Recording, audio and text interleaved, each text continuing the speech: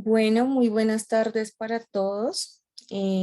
Muchas gracias a todas las personas que se encuentran el día de hoy acompañándonos en este webinar de inhaloterapia, uso adecuado y responsable de los dispositivos. Mi nombre es Alejandra Cruz, yo soy directora ejecutiva de la Asociación Colombiana de Farmacovigilancia y pues hoy me place presentarles a nuestra conferencista, la doctora Claudia Liliana Castillo Dorado. Ella es fisioterapeuta, especialista en rehabilitación cardíaca y pulmonar de la Universidad del Rosario. Es especialista en administración de servicios de salud y tiene una maestría en gerencia de servicios de salud en la Universidad Libre de Cali. Actualmente se desempeña como coordinadora asistencial en terapia respiratoria en la Fundación Valle del Lirio. Le damos pues la bienvenida a la doctora Claudia Castillo. Antes de iniciar, quiero dar como unas pautas súper pequeñas. Quiero contarles que pues este webinar no tiene certificado, es gratuito, entonces por lo tanto no tiene una certificación. Y en caso de que en algún momento se lleguen a perder de alguna parte digamos, del webinar, lo podemos encontrar en nuestras redes sociales, en nuestro canal de YouTube de la Asociación Colombiana de Farmacovigilancia. Allí vamos a poder encontrar esta grabación por si acaso se llegan a perder de algo, que esto va a estar súper interesante. Entonces, nada, agradecerles a ustedes por su tiempo, por estar acá con nosotros y por apoyarnos en estas iniciativas. Doctora Claudia, todo suyo el espacio. Buenas tardes. Gracias. Muchas gracias a todos por estar conectados. Vamos a hacer esto muy dinámico también porque la idea es aprender a hacer ese uso adecuado y que sea también algo práctico. Quiero que pregunten bastante, hagan preguntas que espero poder responderles. ¿Listo? Bueno, vamos a iniciar. Esto es una charla a la cual me han invitado para hablar de la inhaloterapia y el uso adecuado de estos dispositivos. Responsable, sí, porque como personal de salud hace parte de nosotros ese componente educativo que le brindamos al paciente. Para iniciar, quiero decir que esta información que voy a suministrar es a nombre propio y no está relacionada con ninguna opinión de la empresa en la cual laboro. ¿Sí? No existen potenciales conflictos de interés, esto es solamente opinión propia. Para iniciar a hablar de inhaloterapia, hablemos un poquito de la historia. Esta inhaloterapia no surgió ahora, esta inhaloterapia viene desde muchos años atrás. Se habla que más o menos hace más de 4.000 años habían ya balnearios en los cuales se hacía inhaloterapia con plantas aromáticas, después empezaban para relajantes, ¿sí? O sea que eso viene desde la historia. Pero fue en 1778 donde ya empezaron a tomar esa parte de inhaloterapia como una parte terapéutica, ¿sí? En la parte respiratoria. Entonces, si tiene gripa, le vamos a inhalar este medicamento. Si tiene, bueno, asma, le vamos a aplicar estas plantas. Entonces, fueron creciendo y las personas fueron muy curiosas en ir innovando en esos procesos. Ya en 1863 ya hubo otro médico que comienza a diseñar un poco en cerámica, a ver esos vaporizadores y a buscar ese efecto terapéutico. Y en 1858 ya nace ese primer dispositivo de nebulizador que lo hace el doctor Sales, o sea, comienza como a perfeccionar un poco más esa técnica, comienzan a mirar cómo esos inhaladores pueden ser de manera portátil. Pero en realidad,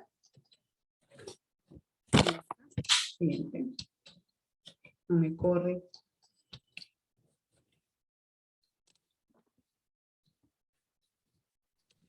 ¿Me escuchas? Dale clic sobre, sí, ya. Perfecto. Y fue tan solo en 1956 donde ya sale nuestro primer cartucho presurizado, ¿sí? Ese primer inhalador portátil. Y de ahí hacia acá, cada vez más han habido propuestas, la gente lo va mejorando y pues hemos ido avanzando en el tiempo. Las enfermedades respiratorias han ido creciendo con el tiempo y hacen parte de un problema a nivel mundial. Se prevé que va a ir creciendo por la exposición al tabaquismo, porque estamos expuestos a una contaminación ambiental o por esa parte ocupacional a la que algunos se exponen. Entonces, ¿por qué la vía inhalada es de mayor preferencia para tratar estas enfermedades pulmonares? Porque cuando utilizamos estos dispositivos y comenzamos estas partículas, o sea, los activamos, las partículas se unen directamente a esos receptores pulmonares si escogemos un buen dispositivo, si lo utilizamos de manera adecuada, entonces va a tener una adherencia y un depósito pulmonar mucho más efectivo. Por eso son de gran elección estos medicamentos antes de que colocar algo en vía oral, ¿sí? ¿Cuál es el principal inconveniente? El uso correcto de ellos. ¿Sí? No todo el mundo lo sabe hacer, no todo el mundo lo está haciendo de una manera adecuada y pensaríamos que el personal de salud es el personal idóneo para manejarlo. Entonces, muchas veces se nos acercan y nos entregan un inhalador y no todos estamos preparados para manejarlo de una manera adecuada. Es por eso que desde los años 80, ha comenzado a crecer una necesidad en fomentar esa parte educativa y no solamente a los profesionales, sino al paciente y a ese acompañante que está, ese cuidador primario que nosotros llamamos que está con nuestro paciente. Entonces, existe una necesidad muy grande porque si nosotros no vamos a hacer una educación adecuada, pues el dispositivo no se va a utilizar y no se va a dispensar. ¿Que existen inhaladores? Sí, existe una gran variedad de inhaladores. No es difícil su utilización. Se emplean son sencillos, pero hay que saberlos identificar. Este aerosol que vamos a hablar en esta ocasión son los inhaladores de dosis medida y los inhaladores de polvo seco. No vamos a hablar nada de aerosol terapia, sino los que vienen dispensados en el medicamento, los que están suspendidos en forma líquida y pues que al utilizar el dispositivo se vuelven partículas que se van a depositar a nivel pulmonar. ¿Listo? Quiero que le presten mucha atención a esta imagen. ¿Por qué? Porque dependiendo del tamaño de la partícula que salga de ese inhalador, va a ser un depósito pulmonar, ¿sí? ¿Qué quiere decir eso? Cuando hago un puff, no sé si este se ve acá, ¿sí? Esto que acabo de hacer es un puff. Cuando hago ese dispositivo salen unas partículas, pueden ser muy pequeñitas que se llaman en micras, de 0.5 a 2 micras, hay unas más grandes de 5 a 10 micras, tenemos unas mucho mayores a las 10 micras, como ya se lo dije. Estas partículas se van a depositar dependiendo del tamaño. Entre más grande sea la partícula, se va a ir quedando más arriba. Yo dispenso el medicamento, mi partícula está muy grande y se llama algo que se le denomina impactación. Es decir, si mis partículas quedaron grandes, quedaron a nivel de orofaringe y en el tracto superior, pero no bajan hasta la parte distal, que es lo que necesito. Si mis partículas están entre 2 y 5 micras, o sea, van a bajar un poquito más, ¿sí? Por el efecto gravitacional y se van a ir y quedan suspendidas y tienen su tiempo prolongado en la vía aérea. Pero de elección y necesitamos que haya un aporte pulmonar excelente, es a las partículas pequeñitas que van a llegar, que son las de 0.5 a 2 micras, que van a llegar a la parte final y esas son las de difusión, o sea, llegan a la parte alveolar. Eso es lo que necesitamos. Y ustedes pueden creer que todo ese recorrido que hace nuestro medicamento, si vieron esas partículas de la mayor a la menor, solamente del 9 al 15% queda en vía alveolar.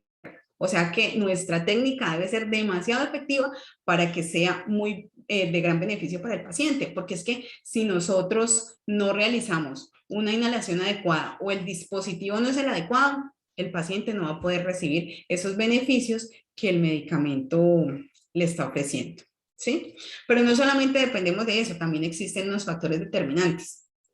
Que mi paciente tenga un buen patrón respiratorio y que mi paciente tenga un nivel de conciencia. ¿Sí? Puedo haber elegido el dispositivo adecuado, que la partícula esté muy buena, estoy súper entrenado en las instrucciones para hacer el uso, pero si mi paciente no es capaz en estos momentos o su nivel de conciencia no lo puede activar, pues no vamos a poder realizar esta parte de inhaloterapia. Aquí depende también mucho la parte de los flujos inspiratorios.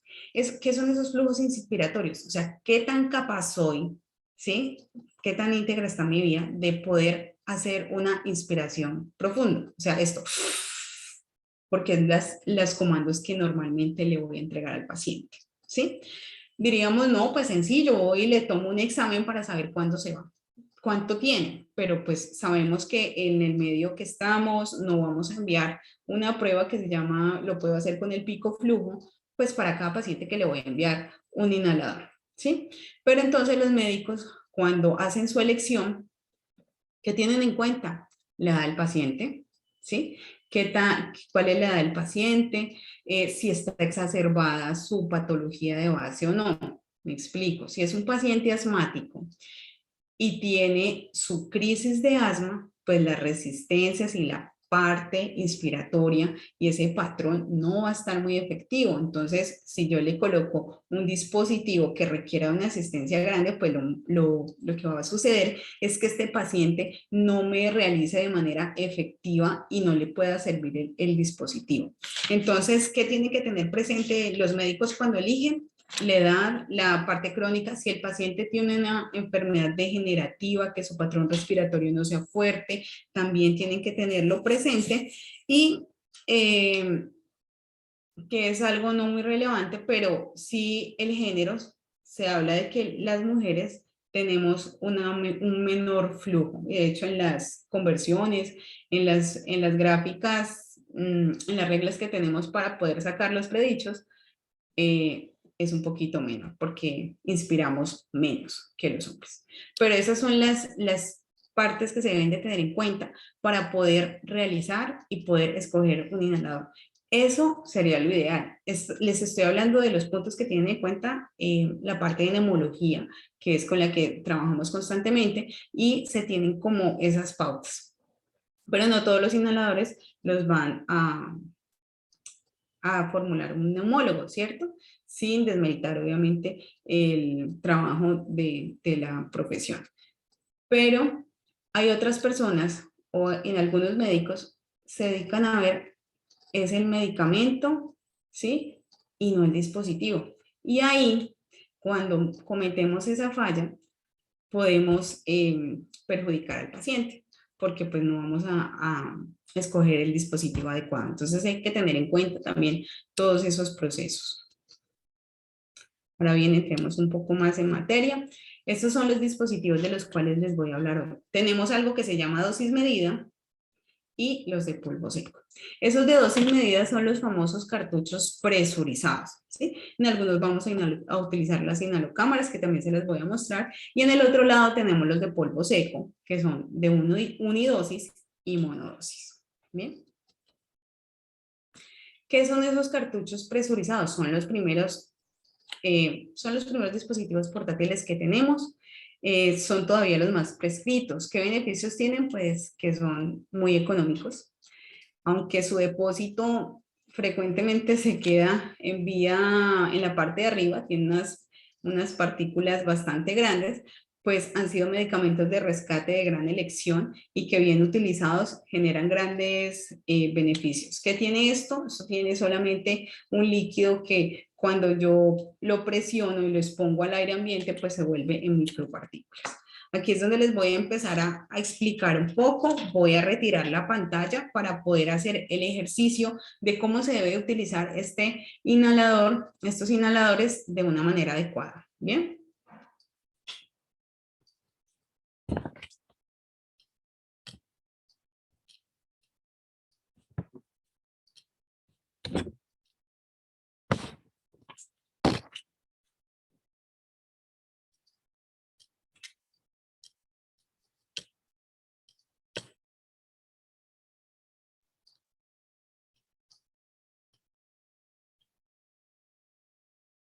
Ahí ya.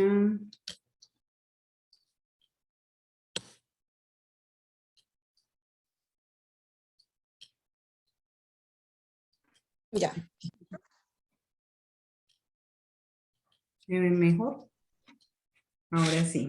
Bueno, les estaba hablando de estos inhaladores presurizados. Entonces, ¿cuál es la técnica correcta? ¿Sí?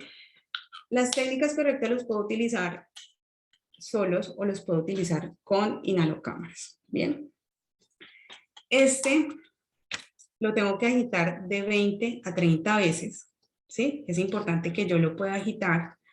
Pueda pedirle al paciente que realice una expiración, bote ese aire, ¿sí?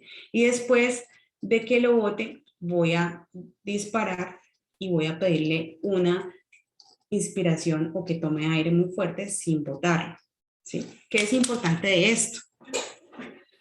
Primero, decirle al paciente que lo destape. Hay pacientes que lo utilizan, dicen no me sale el medicamento o se lo colocan a la inhalocámara de esta manera. Entonces disparan y dicen el medicamento no sale. Efectivamente no va a salir, pues porque está tapado. Y es algo frecuente. Recuerden que a veces tenemos personas de avanzada edad con problemas respiratorios y pues estas personas no cuentan con un soporte familiar muy bueno. Entonces también tenemos que tener presente. Destaparlo es lo primero. Agitarlo, pedirle que bote, introducirlo, dispararlo, sellarlo y obtenerlo. Una vez puedo hacer esa inhalación, sostengo durante 5 o 10 segundos y lo hago de manera directa y después boto. ¿Listo? ¿Qué es importante de esto? Que mi paciente sea capaz de sostener y coordinar. Entonces requiere mucha más coordinación para que él lo realice y eso en algunas ocasiones se ha visto dificultades pues en el proceso para que ellos lo puedan utilizar. También tengo unos inhaladores de partículas finas y tengo unos en esta ocasión de un autodisparo, que son estos. Estos inhaladores, pues cada vez la gente comienza a desarrollar un poco más sencillos para que no sea tan dispendioso para los pacientes utilizarlos, pero no es nada difícil. Vuelvo otra vez, todos tienen tapa, entonces hay que destaparlo.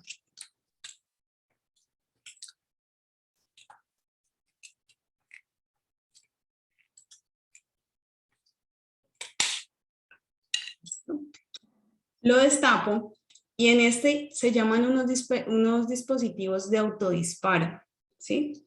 Que ayuda, que el paciente no tiene que estar pensando en coordinar, simplemente que se activa cuando yo tomo el aire.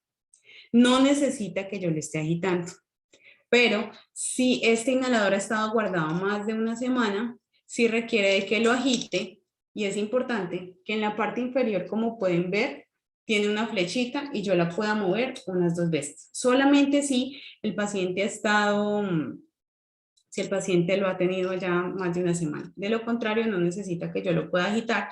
Simplemente levanto esta flechita y introduzco. Siempre boto aire, introduzco y le pido final.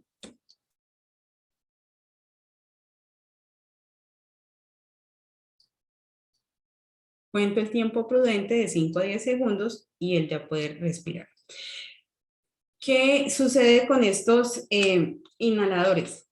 Hay algo que no tienen y es un contador de dosis medida. Es decir, ellos vienen y dicen tengo 120 dosis, 100 dosis, 150 dosis. Pero como no tenemos, hay que enseñarle a nuestros pacientes a que puedan llevar nuestro conteo. O si nosotros también son personas que utilizan con frecuencia los inhaladores, hacer un cuadro donde yo pueda ir haciendo un conteo de cuántas inhalaciones llevo. Porque me puede seguir saliendo un medicamento, pero no es, me puede seguir saliendo un aerosol, pero ya no hay nada de medicamento. Es decir, si tiene 100 dosis, él perfectamente a las 120 sigue disparando, pero ahí ya no se está inhalando. Entonces yo ya veo que no tengo efectividad, que se reactiva la crisis, entonces sí hay que tener presente esa parte.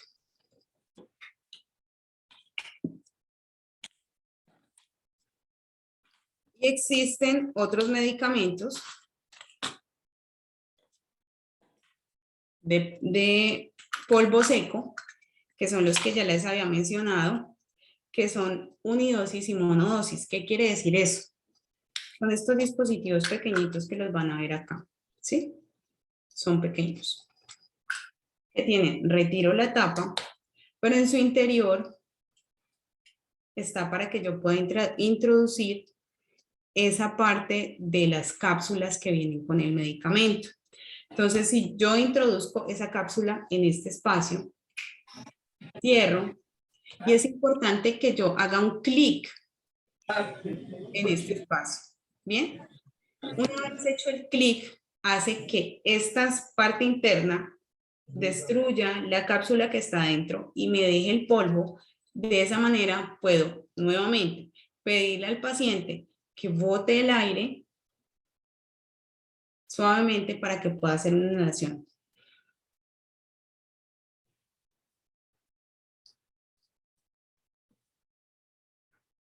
Cuento el tiempo prudente y lo puedo retirar. Bien, este es en una unidosis. Este sé que lo pueden haber visto y lo utilizan mucho los pacientes con EPOC y es un inhalador de disco. Este inhalador de disco tiene algo que se llama el contador de dosis. No sé si lo pueden ver ahí. Y esto es de gran facilidad porque cada vez que lo activo, él va restando. Entonces eso le permite al paciente saber en qué momento está, qué tantos inhaladores, qué tanta dosis le queda y eso facilita. Es un disco que simplemente se gira, ¿sí? Tiene un dispositivo que lo bajo para activar el medicamento.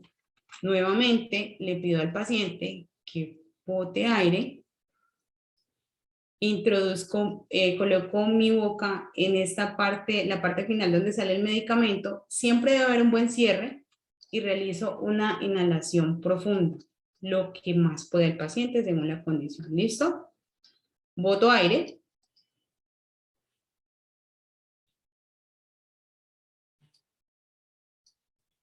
Y ahí puedo botar. Bien. Cuando yo termino de hacer esto, le pido al paciente que otra vez lo cierre para que lo guarde y esté higiénicamente en su punto. Esos son los de disco. Este me encanta porque este inhalador, si hay alguien que trabaje en las clínicas se va a dar cuenta que es algo frecuente y se lo acaban en un momento. ¿Por qué? Les voy a mostrar. Se destapa. Este tiene, a pesar de que tiene un contador de dosis, esto suena y hace un clic. No sé si lo escucharon. Cuando hace el clic, hago el mismo procedimiento, pero en este el paciente no siente nada. Entonces el paciente dice, esto no me salió, y es lo frecuente. Y vuelve y gira, y vuelve otra vez. Y realiza. Y si llega la parte asistencial y no sabe manejar, así tan raro, vuelve y gira, y cuando nos damos cuenta, estos inhaladores, es muy curioso, es de lo que más se gasta. ¿Sí? Pero se gasta porque no sabemos la técnica o no lo sabemos utilizar. Y el paciente dice, es que no sentí nada. Y doctor, y no sentí nada, y esto cómo es, y otra vez, y no hago, y no. Entonces sí es importante si tenemos un dispositivo, ir a buscar nuestro dispositivo. No está mal no saber, o sea, no está mal, pero sí es buscarlo, porque imagínense yo dándole un medicamento que se formula una vez al día y proporcionando 3 o 4 disparos, hasta que el paciente nunca va a sentir nada, pues le estoy dando una sobredosis de medicamento. Entonces, además del desperdicio tan grande que hacemos, este es frecuente y no solo le pasa al paciente que no tenga que ver nada con salud. Ahora que estamos en pandemia, hay mucha formulación y usted encuentra médicos, enfermeras, que le preguntan a uno, le dicen, ve, ¿y esto cómo se utiliza? Entonces, esa parte uno dice, no, pero el profesional de salud debe saberlo. No, no debe saberlo, ¿sí? Hay personas que se han entrenado y otros que nos hemos educado un poquito más para saber y aquí estamos para compartir. Por eso es importante que cuando tengan un dispositivo se vayan a esa ficha técnica y ver el fabricante cuáles son las indicaciones que nos ha dado para poder emplear estos dispositivos de una manera adecuada y segura.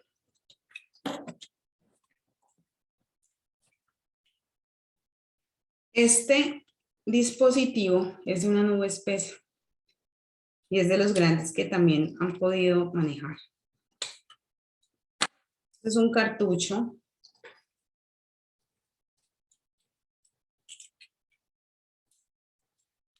que se encuentra en la parte final y este cartucho simplemente se gira y van a escuchar el disparo. Ahí lo disparé. Van a escuchar ese disparo. Cuando se dispara, nuevamente, le pido al paciente, toma aire, bota, una vez haya sacado todo su aire, introduce, disparo y sostengo. ¿De dónde voy a disparar? De acá, de este pulsadorcito negro. ¿Listo? Tomo, boto aire, sostengo, disparo, inhalo. Bien. Estos inhaladores frecuentemente los van a ver en pacientes, sí, en pacientes con enfermedades o patologías crónicas y lo que ya les había mencionado de que no cuentan de pronto con un buen acompañante, pero se requiere de que lo utilicen, han tenido mayor adherencia a ese proceso. Ahora bien, quiero contarles un poco de estas inhalocámaras. Ya les había dicho que en la presentación teníamos que estos cartuchos, estos inhaladores presurizados, requieren de que yo utilice una inhalocámara, ¿sí? Si no tengo esa coordinación, ¿para qué sirve la inhalocámara? Para que el depósito no llegue con tanto choque, para que me quite ese famoso efecto frío-freón. ¿Qué es el efecto frío-freón? Cuando yo disparo esto es frío. Inmediatamente mi parte de inspiración se puede cortar. O sea, si yo hago eso por primera vez y eso está frío, lo corto. Y si lo corto, pues no voy a seguir el proceso de inhalación y se puede haber afectado.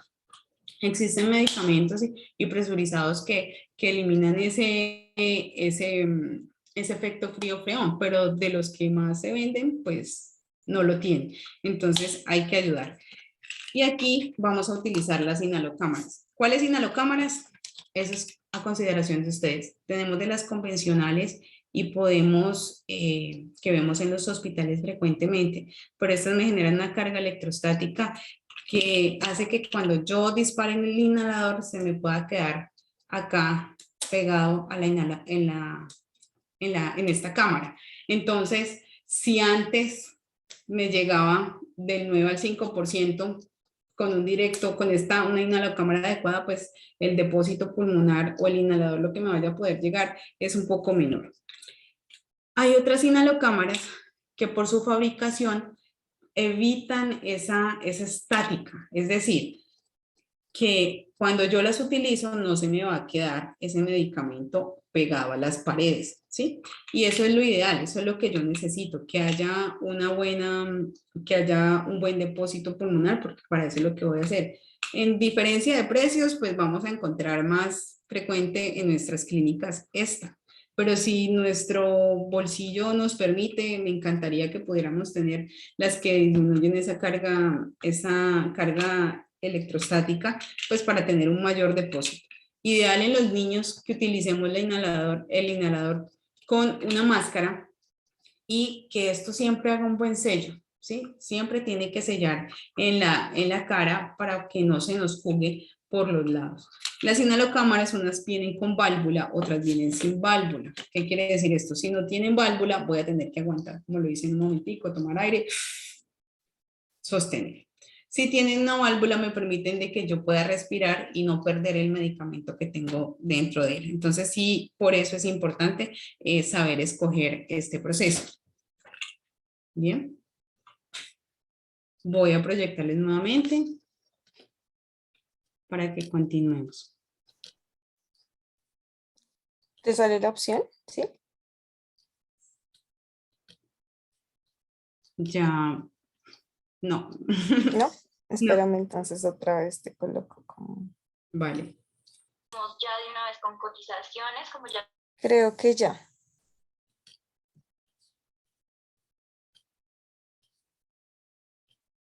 Listo, ya pueden ver mi pantalla.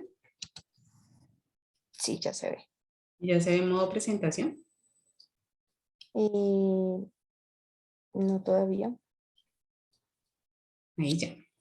Ya. Bueno, ya hablamos de los cartuchos presurizados, lo que les había comentado de las partículas extra finas. Tenemos inhaladores con una buena nube, tenemos el autodisparo del gran beneficio que nos puede ofrecer, las inhalocámaras tan efectivas, la técnica correcta de inhaloterapia con y sin inhalocámara, y es importante que después de dentro de las buenas prácticas, después de cada inhalación, yo haga un enjuague para evitar infecciones o evitar hongos en boca, ¿sí? O sea, que esos depósitos y esas partículas no me queden ahí, entonces siempre se le pide al paciente que se haga una higiene después de todo este tipo de procedimientos. Aquí están los de polvo seco, unidosis y monodosis, son aerosoles en polvo. Las resistencias, que era lo que les explicaba, que depende muchísimo de la elección que nos haga el médico y que nosotros podamos utilizarlo en ellos. Es vital que si yo tengo un paciente y veo que no es el inhalador adecuado o si veo que el patrón respiratorio no es fuerte como para poder inhalar, pueda realizar esa sugerencia de un cambio, o inclusive si nosotros utilizamos estos inhaladores y vemos que no hay un proceso adecuado, es como levantar la mano y pedir ayuda para hacer un cambio y poder ver el beneficio en el paciente. ¿Listo?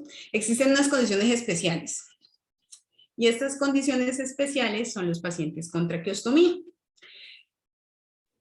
Se ha convertido cada vez más popular hacer la inhaloterapia en los pacientes con traqueostomía. Por eso debemos de realizarlo con una interfase adecuada, porque si no el paciente no va a llegar a obtener el medicamento.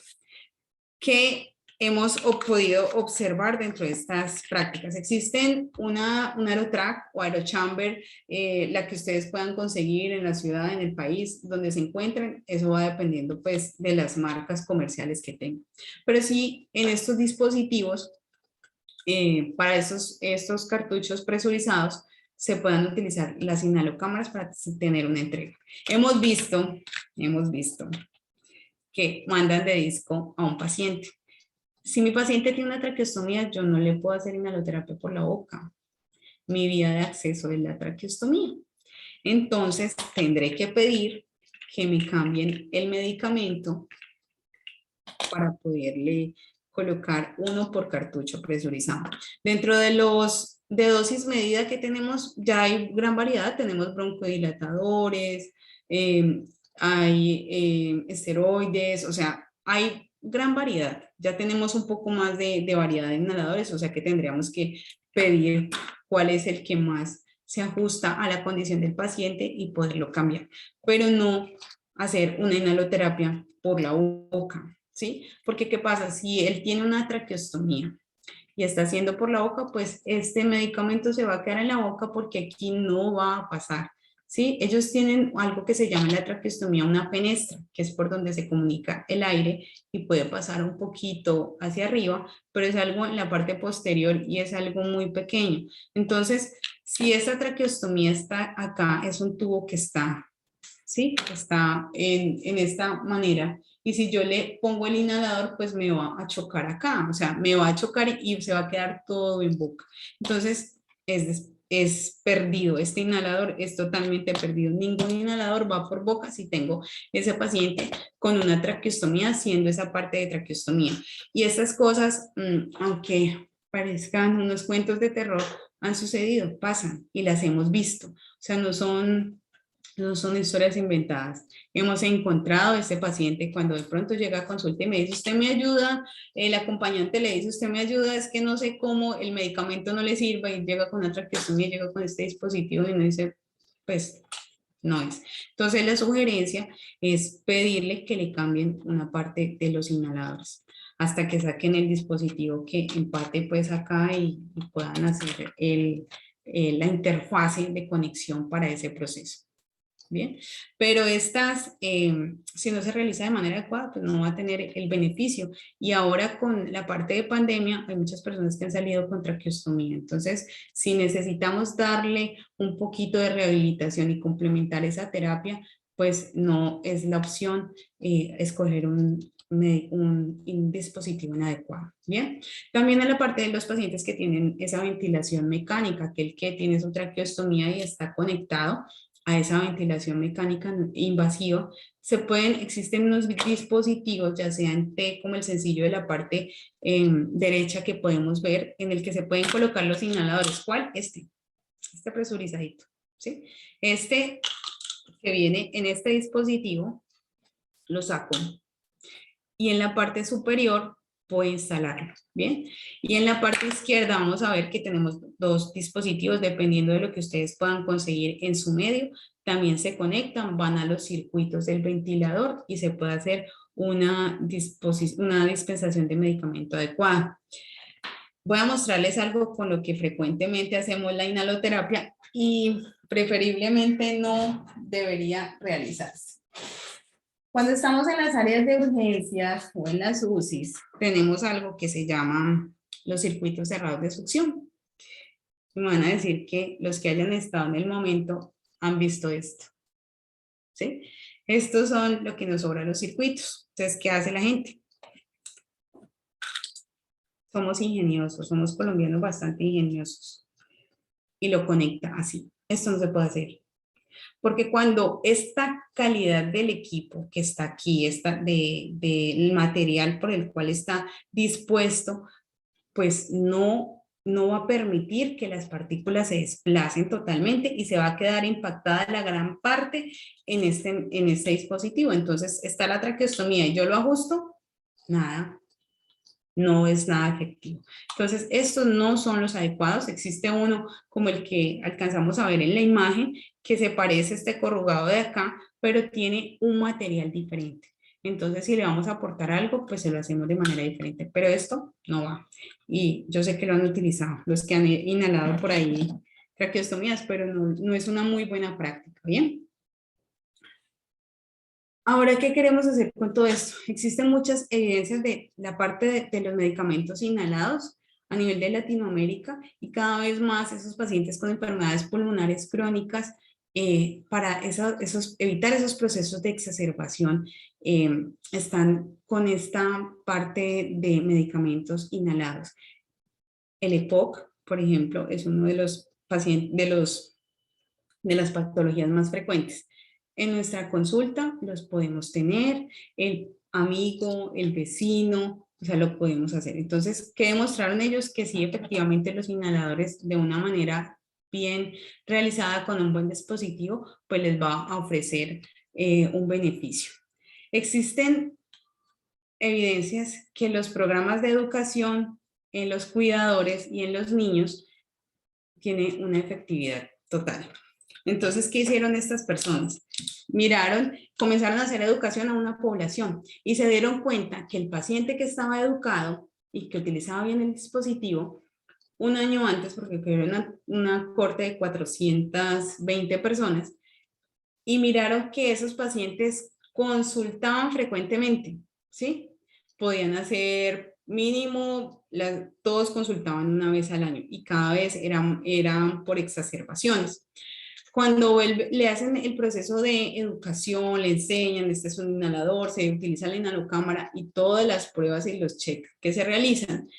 Luego de eso, al año vuelven a hacer algo de control y se dan cuenta que esta población consultaba en el 50%, es decir, fue efectivo ese programa, ¿sí? Entonces, ellos demuestran que la educación es muy buena y no solamente en la parte pediátrica, porque hay que educar los papás y importante, además de educar los papás, hay que educar al acompañante o al cuidador principal, ¿sí? Muchas veces los papás acompañan al paciente a la consulta, pero el que le aplica el inhalador es el cuidador.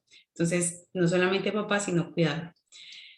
Y en este podemos ver que la adhesión al tratamiento en pacientes adultos, el que vimos anterior, era en pacientes pediátricos, este es en un paciente adulto, donde tomaron 105 pacientes, ¿sí? Un porcentaje menor eran las mujeres, en un 30%, el 70% eran hombres.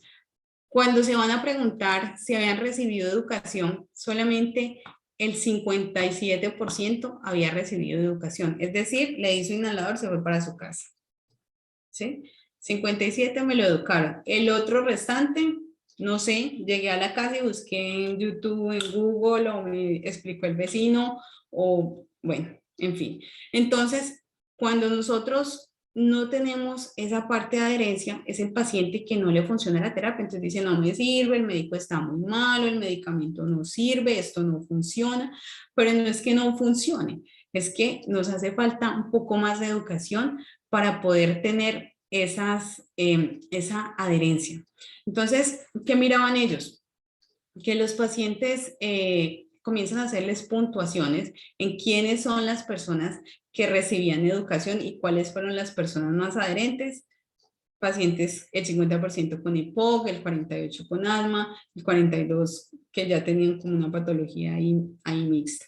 Pero definitivamente la inhaloterapia, y esto es de la CEPAR del 2019, la inhaloterapia tiene un impacto supremamente grande de la educación en estos pacientes adultos y pediátricos, que no podemos omitir, que cada vez más debemos de fortalecer para continuar creciendo y aportarle a nuestros pacientes.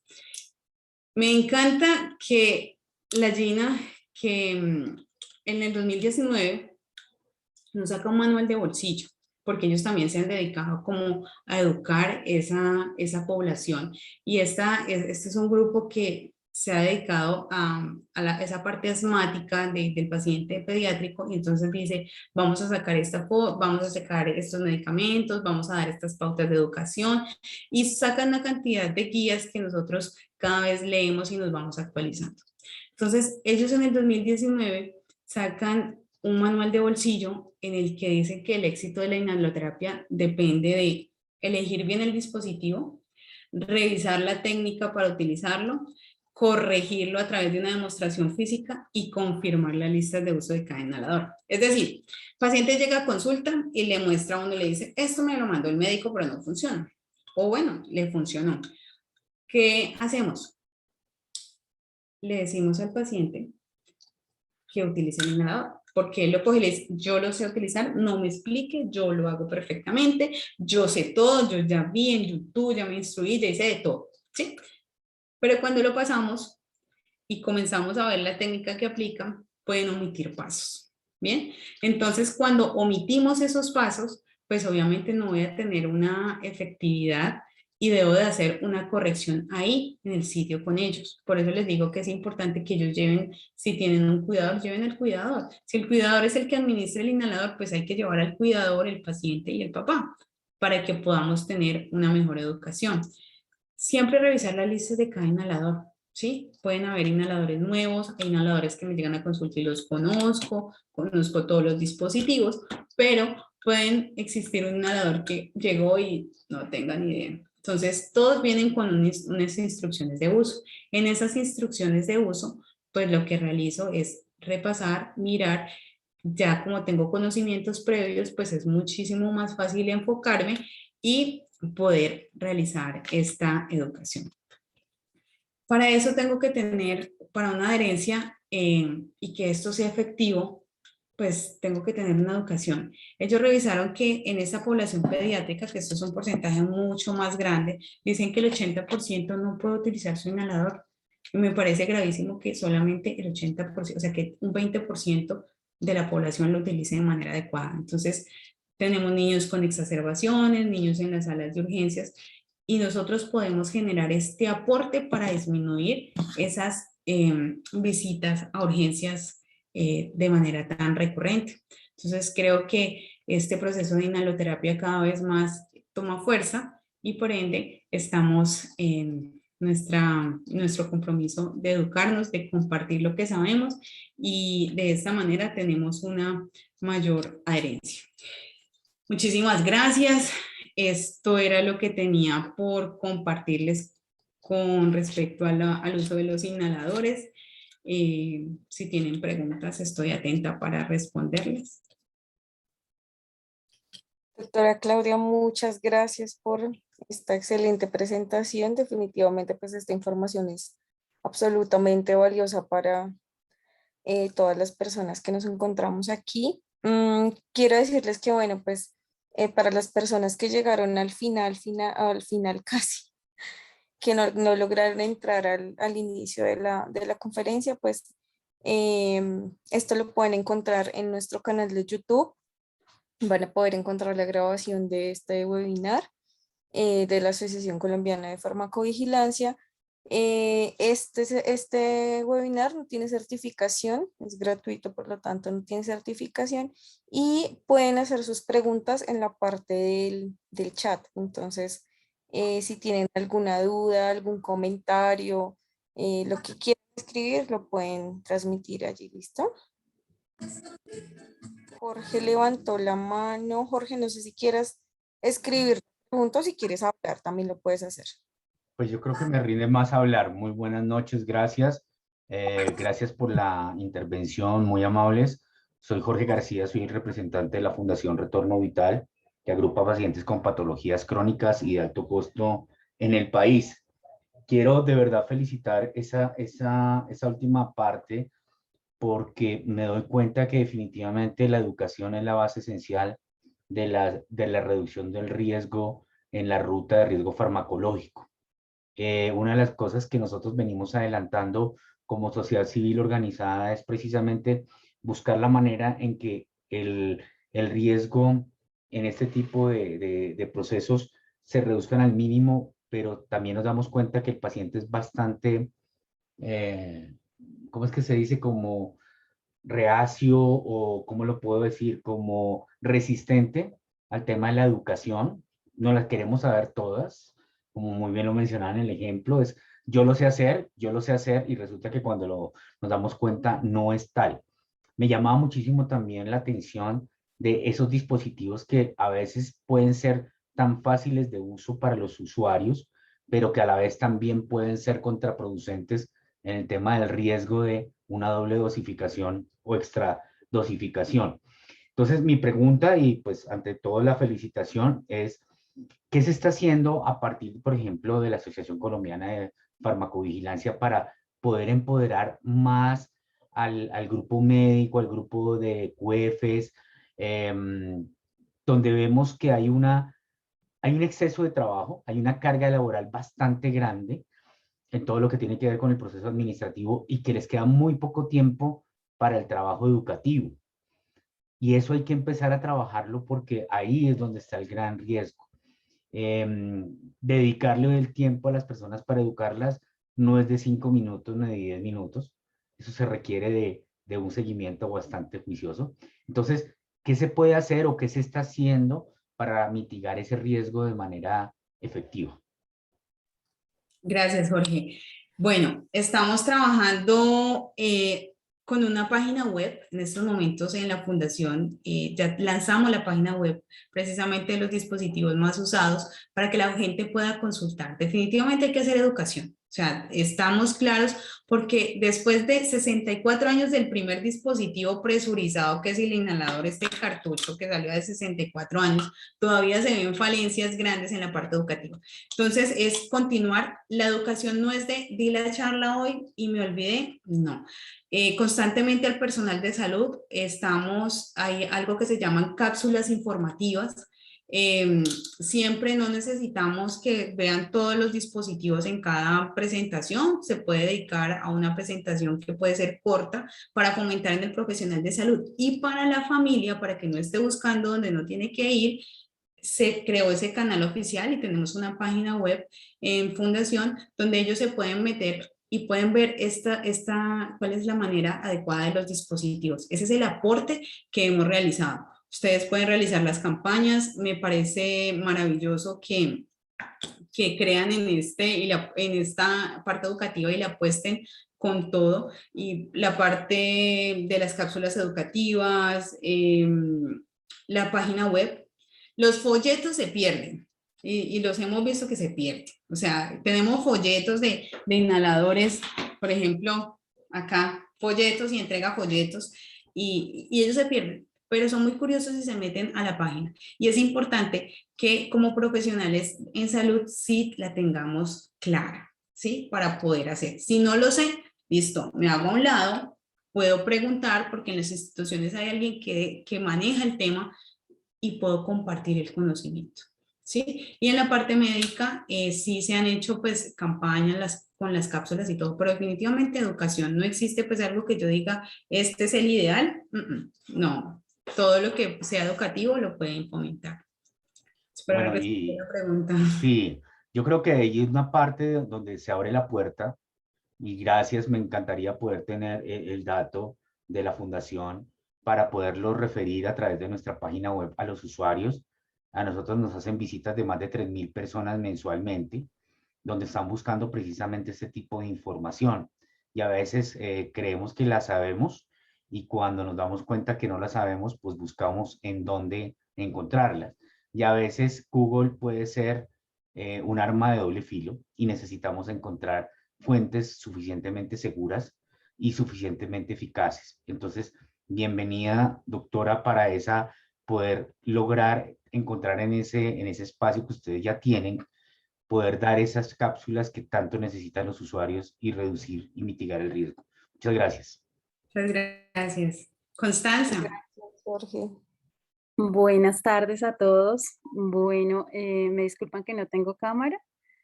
Yo soy Constanza Moreno, soy miembro de la Junta Directiva de la Asociación Colombiana de Farmacovigilancia y coordinadora del Comité de Líderes Regionales con quienes pues hemos promovido el desarrollo de la conferencia del día de hoy, agradeciendo pues mucho a la doctora Claudia por acompañarnos.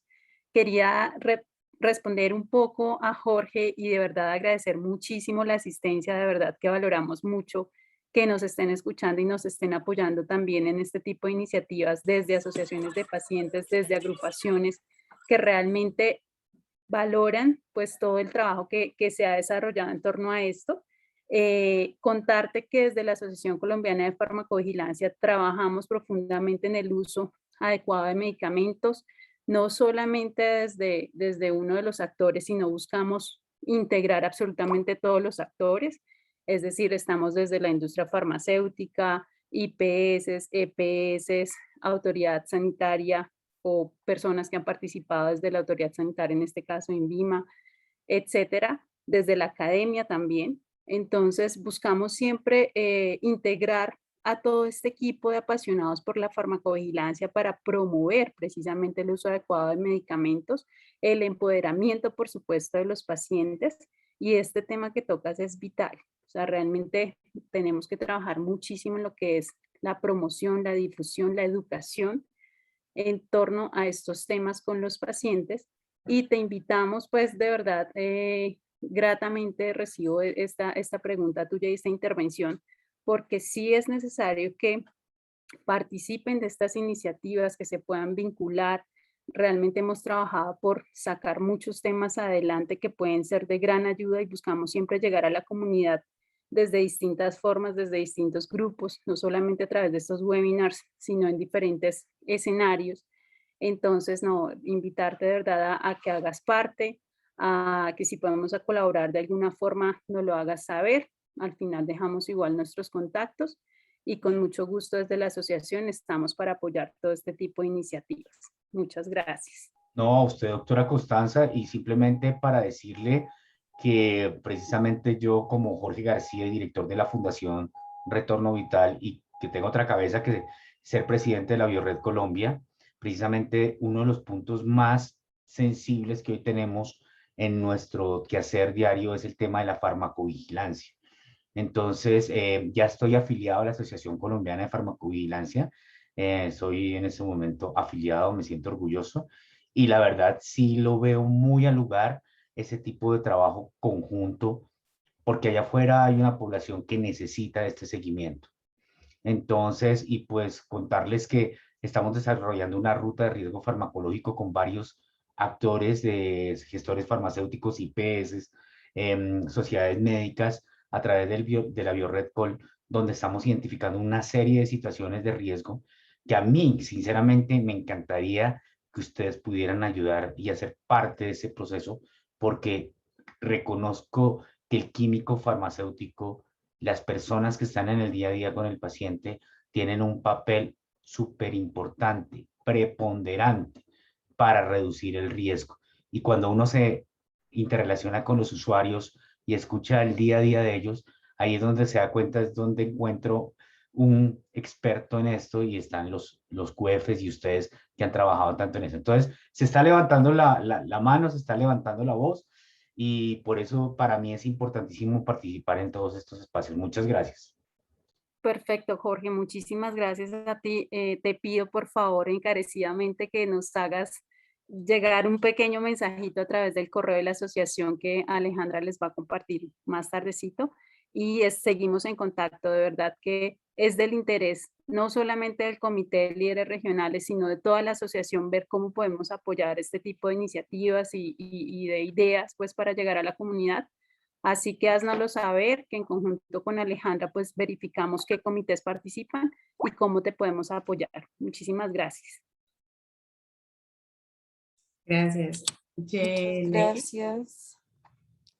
Y hay varias personas que han levantado la mano. Vi que Isabel había levantado la mano hace un rato. Y también Ladies. No sé si alguna de las dos quiera hablar o si quiere escribir su pregunta en el chat. Lo pueden hacer.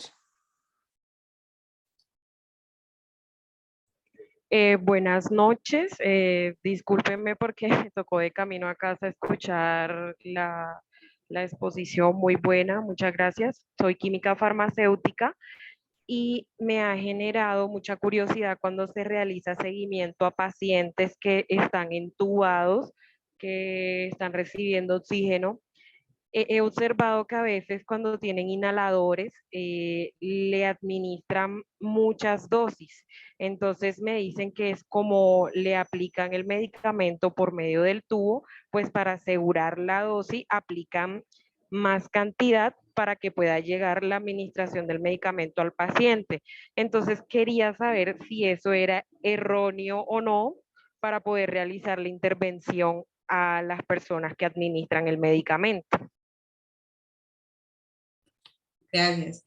Usualmente tenemos, como ya les había mostrado en algunas, la parte de inhalocámaras o dispositivos adecuados. El tubo pues no va a tener las competencias, pero administrar más dosis tampoco, no sé cuánta dosis estoy administrando, o sea, no es una buena práctica, ¿sí? Porque yo digo, no, es que como necesito que garantice que ingrese, pero hasta el momento no tenemos algo que diga si yo le aplico 5 puff equivalen a 3 puff normales. Eso no está, o sea que no son buenas prácticas que realizamos. Tampoco la forma de la cual está el material que está hecho, pues el tubo sea un buen conductor, entonces habría que revisar un poco más ese proceso, porque tenemos algo que se llaman aeroneps, que sirven para nebulizar y se puede hacer con el paciente intubado, que ya es cómo asegurar esa entrega de medicamento de una manera idónea. El resto son algo hechizos y dentro de las prácticas que hacemos es pasar inhaladores y sí he visto o sí conozco de que le colocan un poco más, pero escrito no está que si le coloco 10 equivalen a 5. No, o sea que no es una buena práctica. Pensaría que lo reemplazaría con un nebulizador.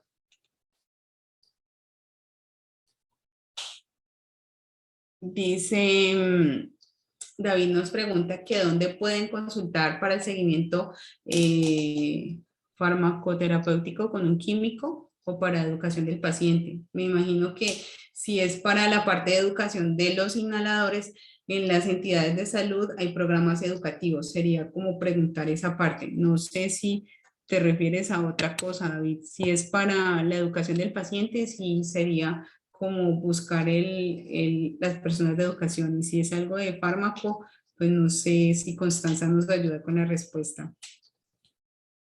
Vale, muchas gracias, Claudia. Sí, en efecto, bueno, hay varias EPS que manejan a través de algunas IPS el servicio de atención farmacéutica para sus usuarios. El servicio de atención farmacéutica precisamente va dirigido a aquellos pacientes que requieren una orientación del químico farmacéutico para tener pues una adecuada terapia con sus medicamentos. Generalmente las EPS lo orientan a aquellos pacientes polimedicados o con pacientes que tienen terapias de alto costo, ¿sí? Y pues pueden encontrar estos servicios asequibles. De todas formas, igualmente podemos hacerte referencia de pronto de algunas empresas privadas que también trabajan atención farmacéutica. Si nos regalas, por favor, tu solicitud por el correo, te la enviamos a través de correo. Muchas gracias. Acabo de colocar la información de la página web donde pues digamos pueden encontrar todo lo que nosotros estamos haciendo actualmente y el correo electrónico donde nos pueden escribir cualquier cosa. Cristian nos quería, también quería aportar con un comentario, entonces si quieres, Cristian, adelante. Listo, muy buenas noches, gracias por el espacio. Sí, para aportar y responder a los dos anteriores aportes de la colega Yeleidis y el doctor Jorge, con respecto al uso de la oxigenoterapia desde el punto de vista químico farmacéutico, se puede realizar seguimiento farmacoterapéutico de acuerdo a los gases arteriales, la cual podría recomendarse puntualmente la revisión de ese dato como una intervención del químico farmacéutico en la ronda médica frente al manejo de los gases arteriales. Con respecto a la participación de Jorge sobre el papel de químico farmacéutico en las instituciones, ese es un trabajo que estos espacios están para ello. A mi opinión, hay que fortalecer la red interdisciplinaria de los profesionales de la salud, en donde el químico farmacéutico, o resaltar el papel de químico farmacéutico como ese profesional importante en ese asesoramiento del uso racional del medicamento. Desafortunadamente en el país hay instituciones que desconocen de ese papel, gerentes o personas con poder de decisión que desconocen ese papel y no reconocen o no visualizan ese papel. Entonces, son estos espacios de la red en donde los profesionales nos apoyamos, nos damos ese direccionamiento para poder fortalecer esas participaciones. Muchas gracias. Listo, pues nada, veo que ya no hay más preguntas y pues la idea es como también cumplir con el tiempo y el espacio que habíamos proyectado el día de hoy. Nos pasamos 7 minuticos, pero siento que de verdad la sesión fue absolutamente enriquecedora, que todos nos vamos a llevar un contenido y una información supremamente importante. Esperamos que de verdad sirva en su práctica diaria, así sea, digamos, yo sé que en algún momento de nuestra vida vamos a encontrarnos con algún familiar, algún amigo que esté haciendo uso de estos dispositivos, entonces súper importante la información que recibimos hoy para poderlos guiar y poder también hacer un uso adecuado de estos dispositivos y pues preservando siempre la seguridad de nuestros pacientes. Doctora Claudia, muchas gracias de nuevo por el espacio, por esta información tan importante. Muchas gracias a las personas que participaron en este webinar el día de hoy, que aportaron, que hicieron sus preguntas. Mil y mil gracias. Estos espacios son desarrollados especialmente pues para ustedes. Y nada, que pasen buena noche y los invitamos a que nos sigan en todas nuestras redes sociales y en la página web. Feliz noche para todos. Muchas gracias. Muchas gracias. Hasta luego, buenas noches. Muchas gracias a todos. Hasta luego.